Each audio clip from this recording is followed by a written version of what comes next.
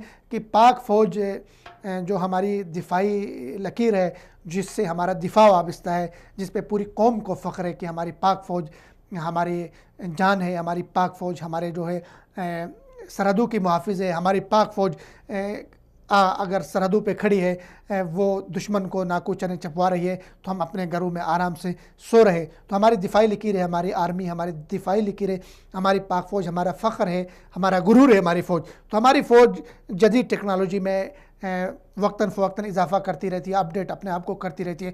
دنیا کی بہترین آرمیز میں ان کا شمار ہوتا ہے، دنیا کی بہترین فوجوں میں ان کا شمار ہوتا ہے. تو خوشخبری یہ ہے کہ پاک فوج نے ایک جدید راکٹ سسٹم کو پاک فوج میں شامل کیا. یہ جدید راکٹ سسٹم جو ہے یہ مقامی سطح پہ پاکستانی سائنسدانوں نے تیار کیا اس راکٹ سسٹم کو، اور یہ پاک فوج میں شامل کیا گیا ہے. پاک فوج کے اس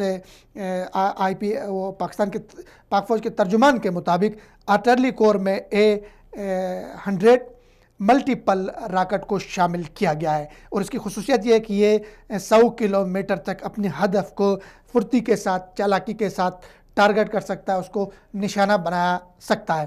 تو پاکستان کے جو استعداد ہے، پاکستان کی جو عسکری قوت ہے، اس میں اس راکٹ کے شامل ہونے سے ایک خوبصورت اضافہ ہوا ہے. پاکستان آرمی کے جو چیف ہے قمر جاوید باجوہ صاحب، انہوں نے پاکستانی سائنسدانوں کو مبارکباد پیش کی کہ مقامی سطح پہ انہوں نے یہ راکٹ سسٹم تیار کیا. ملٹیپل راکٹ سسٹم ہے، اس سے پاکستان کا دفاع ناقابل تسخیر ہوا، پاکستان کی سرحدیں مزید مضبوط ہوئی، پاکستان اپنی دفاعی پیداوار میں اضافہ کر رہا ہے. اور ابھی جو ہمارے وزیر اعظم صاحب نے ایک ہمسائے ملک کا دورہ کیا ہے، وہاں بھی یہی باتیں ہوئی کہ پاکستان سے وہ دفاعی چیزیں خریدیں گے.